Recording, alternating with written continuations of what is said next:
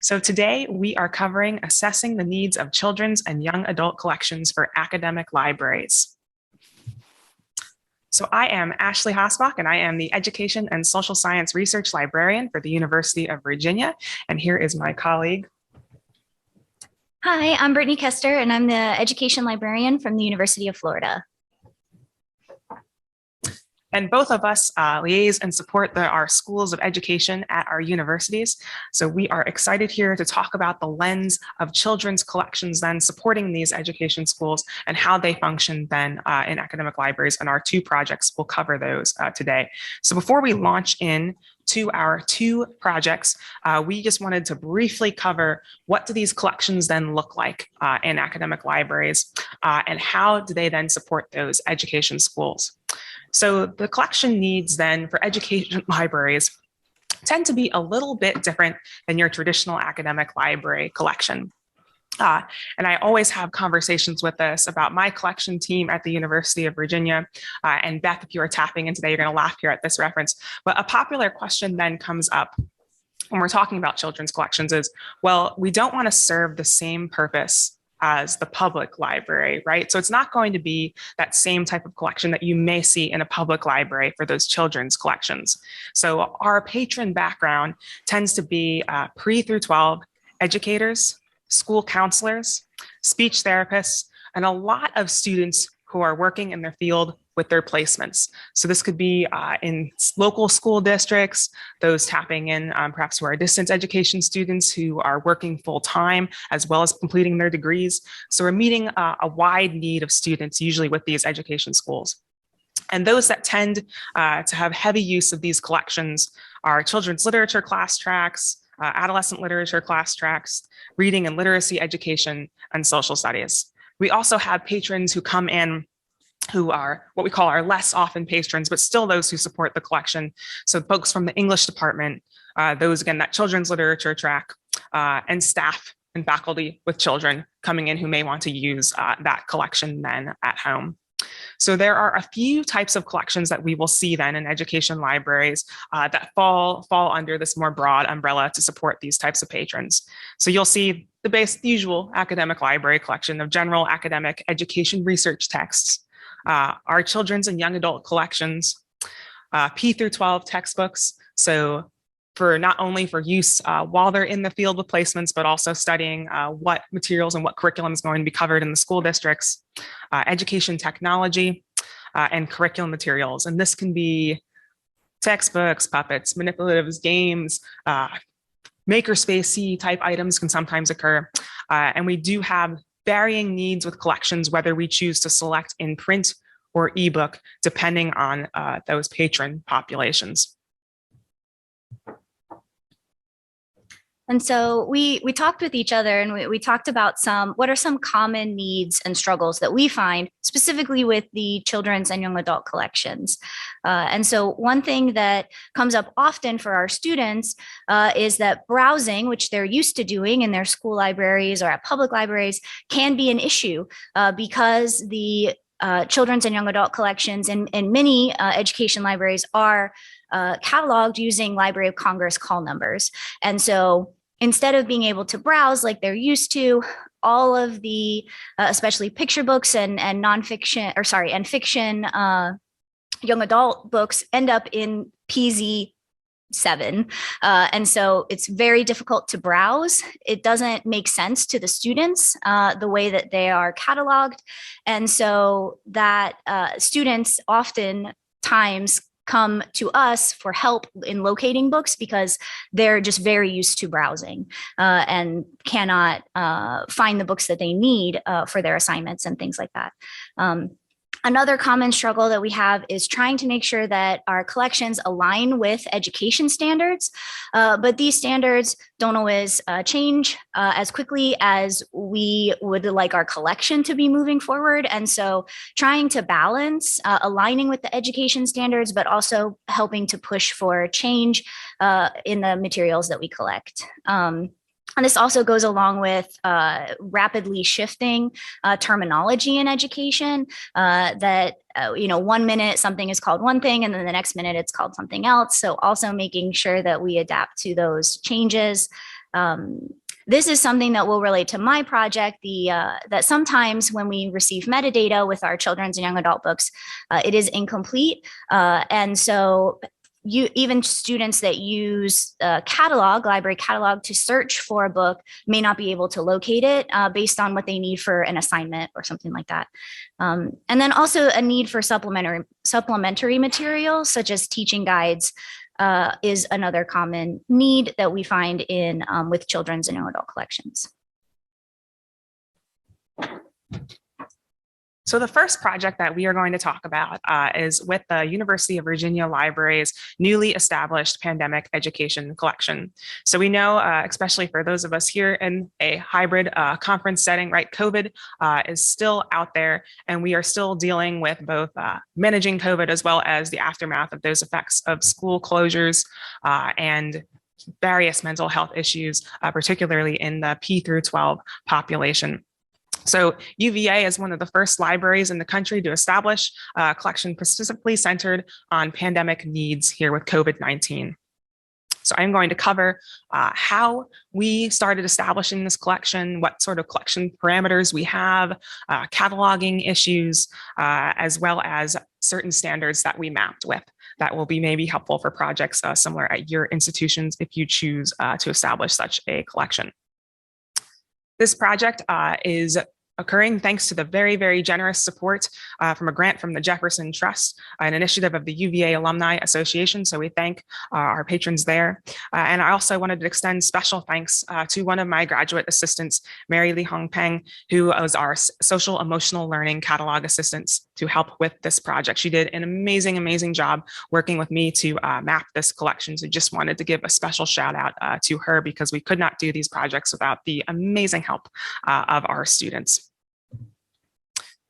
So I don't need to tell you this, but we all know that we are navigating through very, very challenging and very, very difficult times with COVID-19.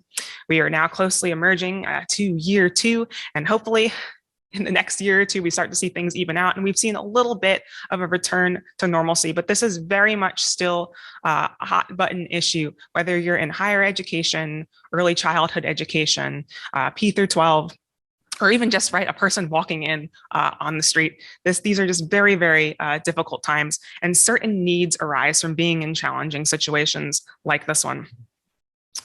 So we are going through a public health crisis, and we recognize that we needed to cover certain materials in this collection to support our educators and counselors out there in the field or studying to go then immediately out into the field. So with this collection, we identified a couple of needs. So we knew that we wanted children's books that were pro-vaccination. And this may or may not sound silly, but it was actually very difficult to find books, a substantial amount of books that were pro-vaccination. There have been some historically polio and the flu and different issues with establishing normalcy with doctors and less of a fear of going into the doctor to get the shot as a child. But it was actually difficult to find a good amount of those pro-vaccination books. We wanted books that normalized mask wearing. So we knew students returning into school, working with their parents, going out, even just grocery shopping. We wanted to normalize mask wearing and have books that supported that and made it less scary for children and to make it more of a daily habit. Also, a part of the public health issues are good hygiene practices. So we don't need to tell this to teachers, right? Because lots of teachers already do have these lesson plans built in, especially for early childhood. But the importance of washing hands, making sure that we're not spreading germs out in the environment, and an understanding of, well, what are germs exactly from a child's perspective, and having that more scientific information for them to lead better and healthier lives.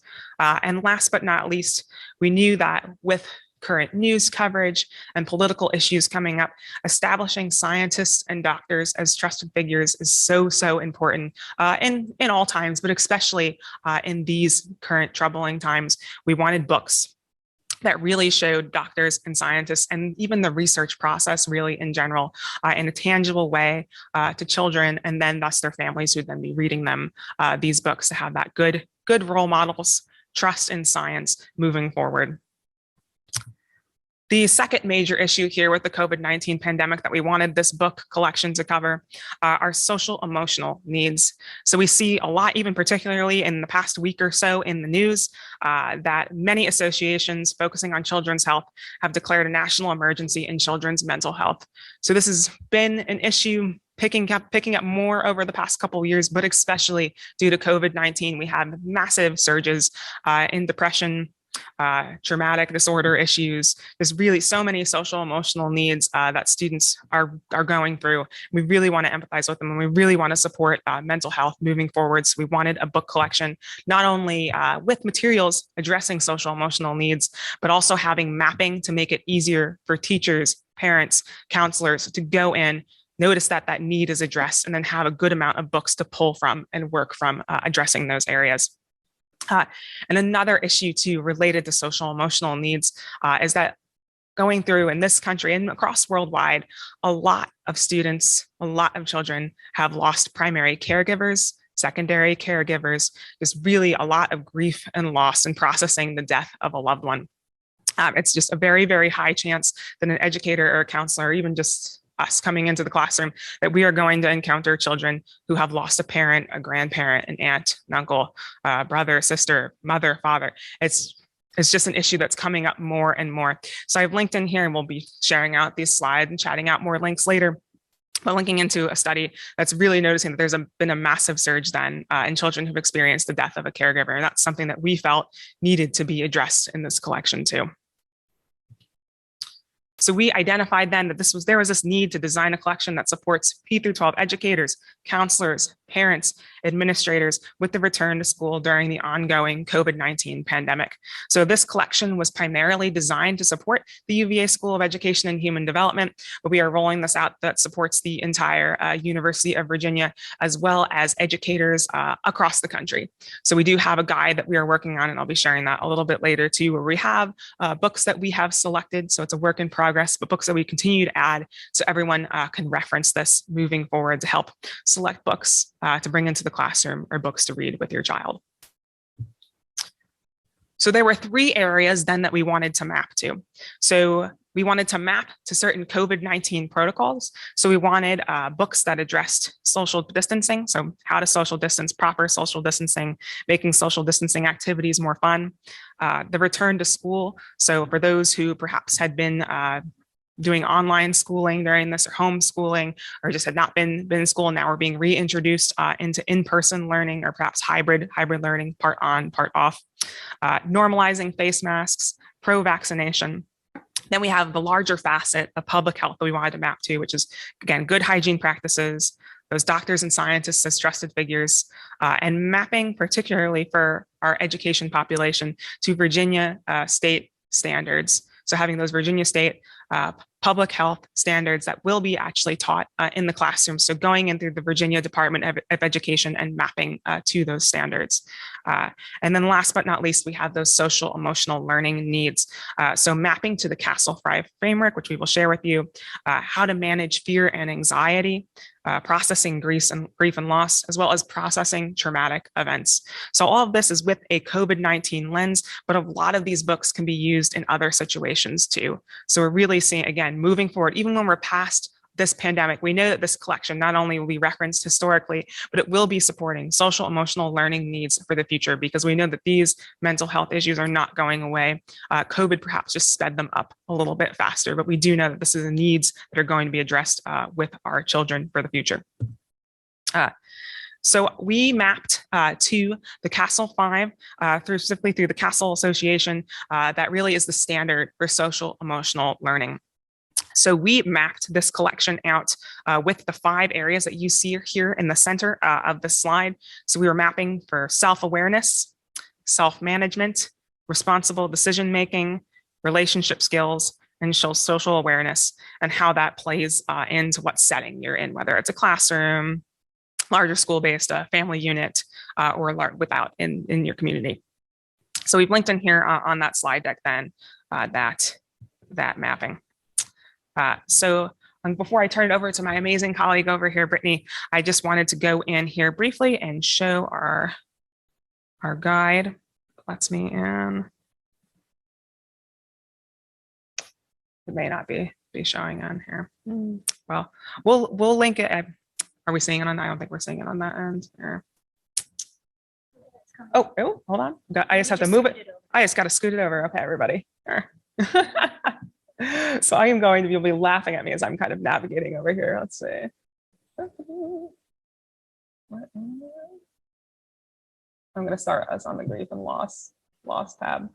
But what we've done then, so this is a work in progress. So know that not all of our books are listed here on this guide. We have about 150 or so in the collection, and we continue to add and browse for these materials. A lot of these materials we identify through smaller independent publishers. So that can mean doing intensive browsing, not only from our traditional vendors, but looking on Amazon to see who is self-publishing and ordering books that we may need, because a lot of doctors and psychologists and even parents have identified this need and wouldn't maybe perhaps go through a mainstream vendor and instead choose to self-publish. And some of those options are available for us to purchase in print as a library. On that one.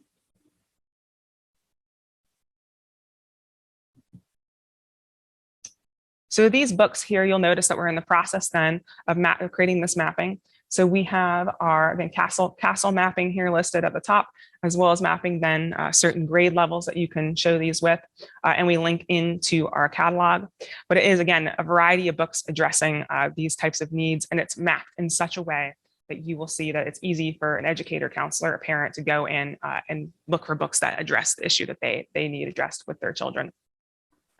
So hopefully we should be able to integrate this eventually in our catalog so students can search specifically through the pandemic education, as well as search by specific social emotional learning need. For the time being, though, we just have this mapping as this external facing library guide, like an external sort of separate catalog.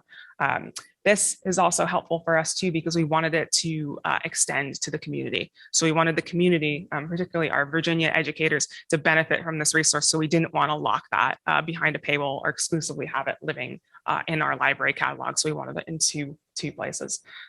So we will also chat this link in here for folks to explore with.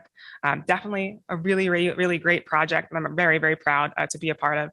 And my school has responded incredibly well. And our students and our faculty are very, very happy to have this collection. So I encourage others to look into creating similar collections down the road, because this is an issue that we know for sure is not going away anytime soon. We want to make sure our schools and our universities have the materials available to support our educators and counselors going out into the field. Now I'm going to turn it over to my colleague, Brittany. Thank you.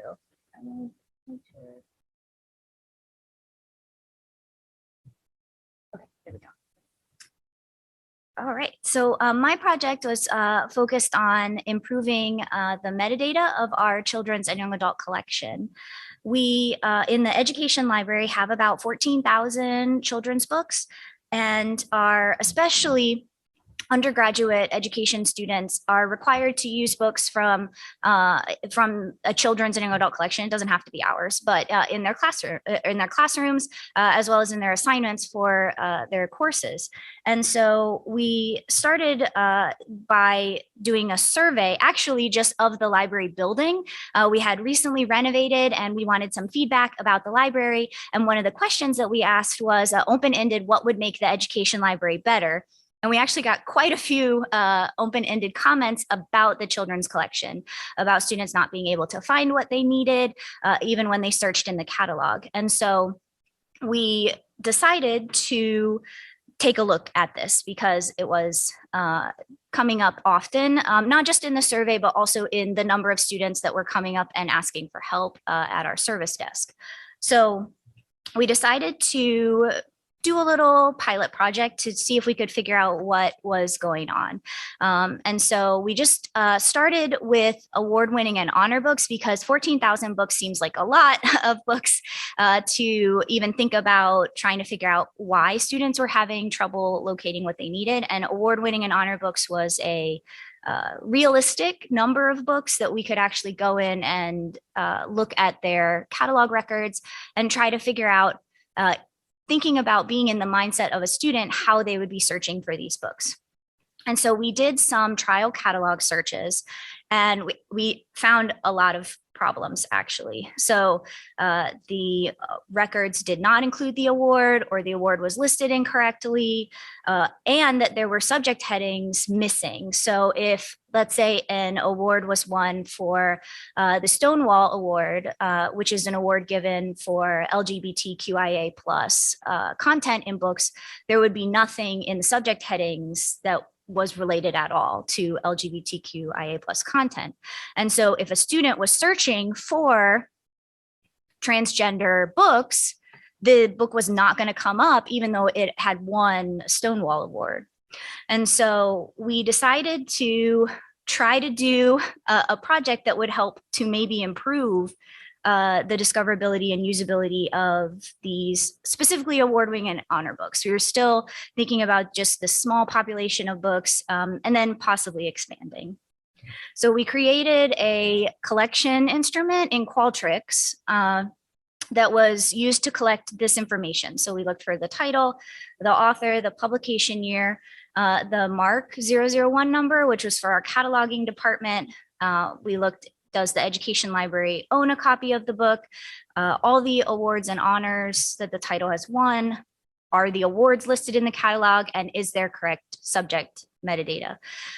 So we realized that this was going to be a large project, and so timing in some ways worked out. We started this project in January of 2020.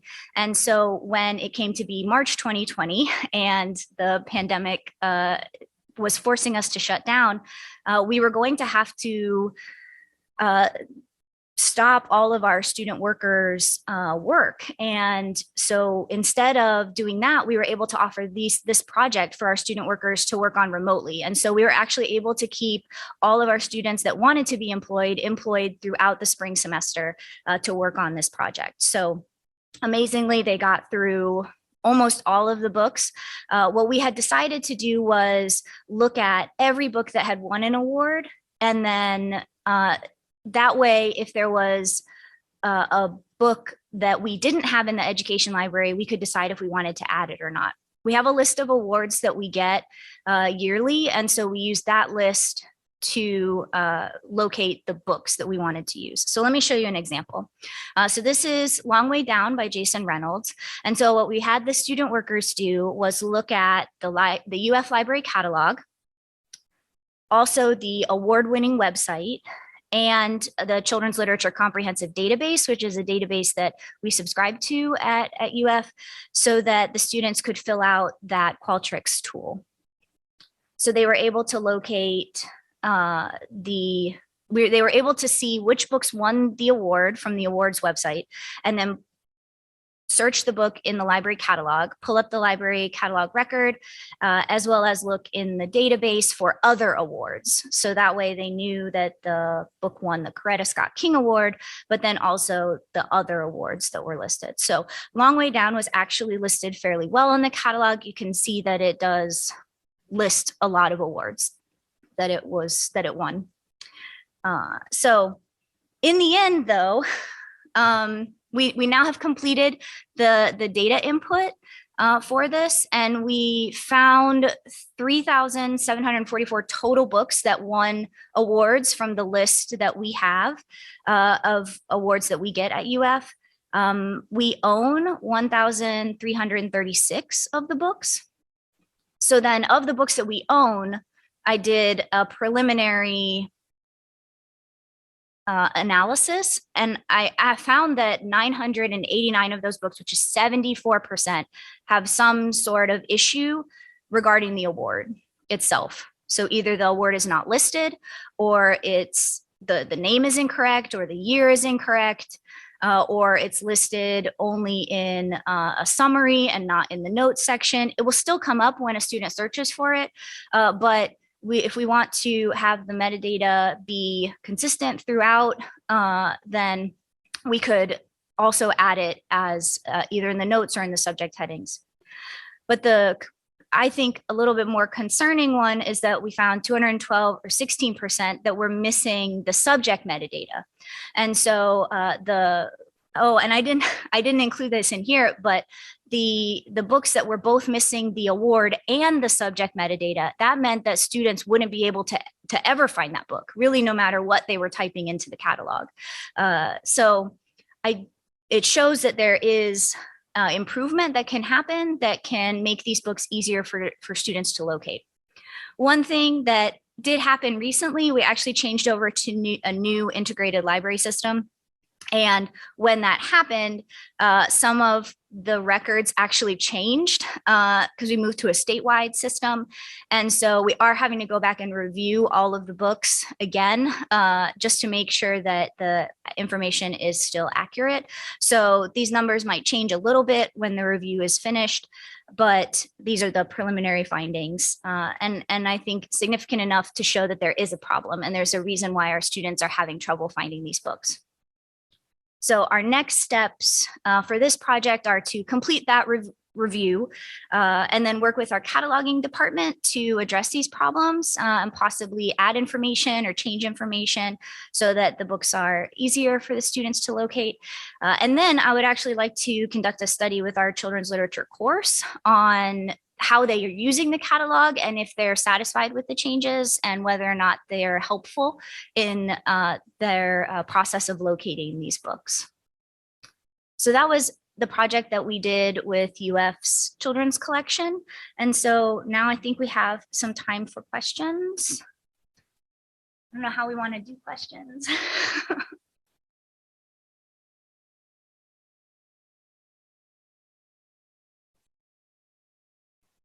Oh, okay. I do not.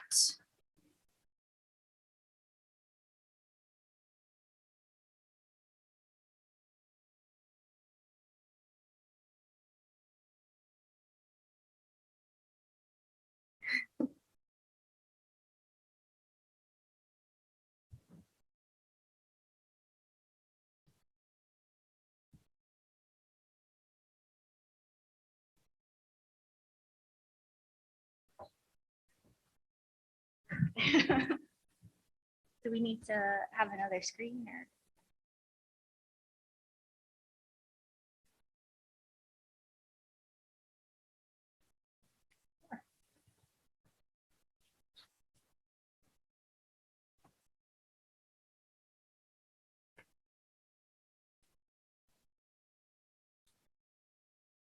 New technology. Yeah. Is there anything we can answer for our friends in the room?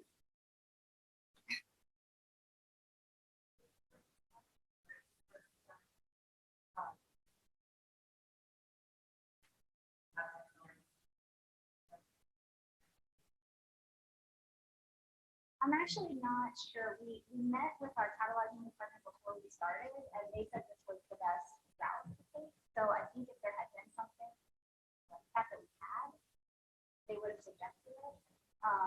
But it might. At the time that we started, that wasn't an option. But now I wish that I had asked. Oh, did you need to use the microphone?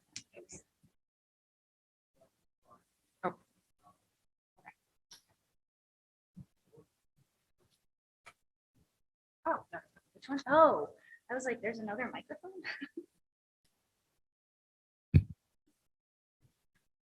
What I'll do right now, since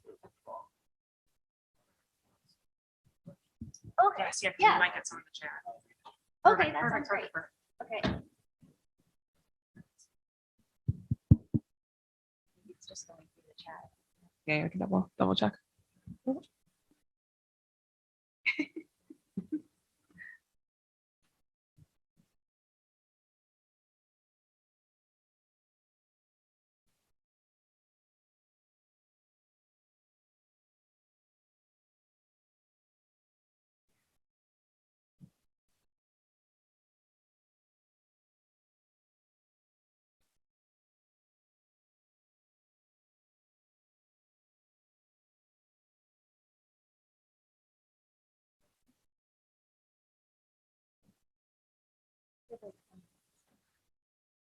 We hope everybody is. I don't know if it's Are we done working or working? not. talk here into this one.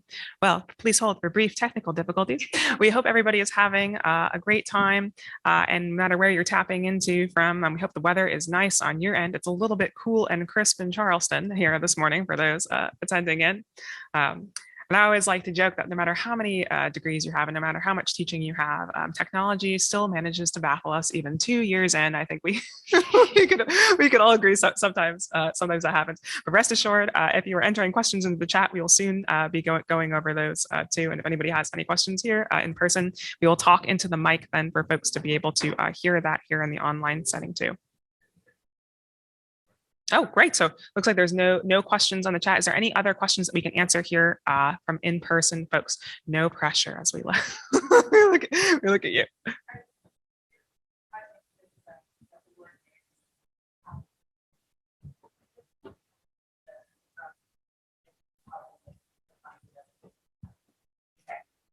Yeah, so the question was about if the metadata project would help with the browsability. It will not. This is mainly to help with when students are searching in the catalog. And so we've done a lot more instruction with the children, especially the children's literature course. They're the ones that really, the students in that course assume that they can come in and browse. And so we've done more instruction with them to make sure they know how to use the catalog and things like that. But we have also been considering, and this would be a whole nother very big project, changing the catalog, the call numbers to a more kind of the LC call numbers that are Dewey based. So most children's books, at least from my understanding, come in with 2 call numbers.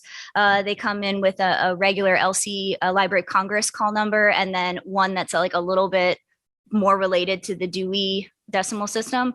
And our cataloging department has always put them in the Library of Congress call number system, but I have talked to some of our catalogers and they said we possibly could switch them over to the other call number, but it would be a huge project with 14,000 books to do that. So I don't know if that's ever going to be on our actual, I don't know if we're ever going to be able to do that, but if we can fix or at least improve the metadata for catalog searching, that will, I think, help a lot with getting the students able to find the books that they need. So yeah, that's definitely an issue too. Like we notice across education libraries and those supporting those educators. And even though we're like, oh, boo, like Dewey, but Dewey actually in some cases serves those populations better than Library of Congress, oddly enough. And I've even worked in some education libraries where they have the picture books at least. The fiction picture books, even alphabetical by author, like organized, because it's just easier for the students to go, oh, I need this book. And particularly a lot of children's literature courses too will say, you need that like Stonewall Award winner. Like I want you to select books that have this award classification to use in the courses. So again, thinking beyond, because we usually always associate children's collections like similar, oh, it's going to be like the public library, like, you know, how they may use it, but it really is a lot of different use cases than for that population. And even talking with Brittany, like we were very excited to kind of get together and talk about these issues because it is very, very common across particularly supporting those education schools. So we look forward to hopefully hearing from others too, eventually, like how they're working on addressing these issues in academic library collections. And let me go ahead and put this slide up. This has our contact information. So if anybody online does end up having any questions, feel free to email us, or if anybody in the audience has a question, and we will post these slides. I think in Empathable, so slides will be available, so you can also get them there.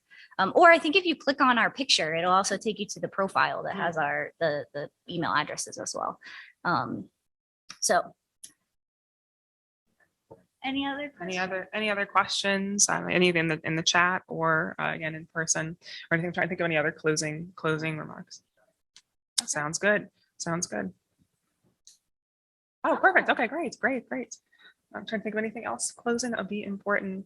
So something Brittany and I both mentioned that we really think is important moving forward with these children's collections too, is those state state standards. And that's something that traditionally I know both of us talked about. We haven't seen like mapping or cataloging done to state standards, but it's something that we are very interested in at the University of Virginia. And that's something that helps me as an education librarian working with creating that education collection. What books are they going to need to cover specific topics that they may be teaching in their classrooms in their teaching, like teaching assistant placement, or even those who are out like currently teaching or co-teaching and who may need to use books in our collection to support that. So I can think of example like certain prominent figures in history, like we need to collect those books so that way they can use those biographies then in the classroom, or certain aspects within social studies, right? Depending on your state standards, it varies by state on what information they want covered. And something interesting, and Brittany brought this up too with children's collections, is that on the academic side, we collect aspirationally, we collect for change. We want to have the books that are more often left leaning. We want the books that promote equity and diversity and inclusion. And we want our students to work with those books and potentially then be able to incorporate them in their classrooms. But oftentimes we're fighting against that grain. And we know this is a hot issue recently with the election this past day, but this is actually a hot issue that can come up, that we want them to teach like that. And we want our students to be able to fight for change, but sometimes they then aren't able to, but we will still collect aspirationally in the hope that we can push for more equity and change and really, really push to see the change in the country. So when I think of my collection too, I am collecting for the future. I like think of it that way, collecting for those equitable collection content, but it's always going to be a battle, particularly in that P through 12 context of what can they actually bring into the classroom. And perhaps sometimes that requires a little bit of a balancing act on how you collect too. I don't know if you had similar thoughts on that. Oh yeah, that was very good final comments. So thank you all for attending. If you're online, thank you for attending in person. And if, like I said, if you have any questions, please get in touch with us. Or if you just want to chat about education library collections, there's, we're a small but mighty group. And so would love to chat about children's young adult collections or general collections anytime. So thank you all again for coming. And I guess we just close it out just 2 minutes early.